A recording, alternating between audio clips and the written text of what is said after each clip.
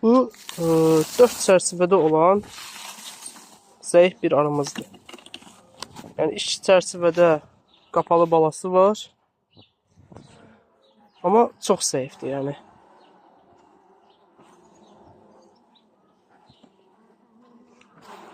İsbariyə digər güclü yeşikdən götürdüyümüz qapalı çərçivəli bir arı verəcəyik. Lakin bu arı həmin o qapalı çərçivəli arını, çərçivəni, baxın bu çərçivəni, tamamilə qapıyıb üstünü isidə bilsin deyə bu arının da bir çərçivəsini alacaq və həmin arıya verəcəyik. Məsələn, burada çox az bir bala sahəsi var.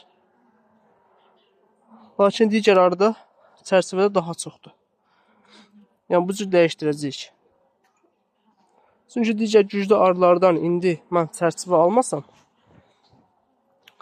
arıları beçədən yayındıra bilməyəcəm.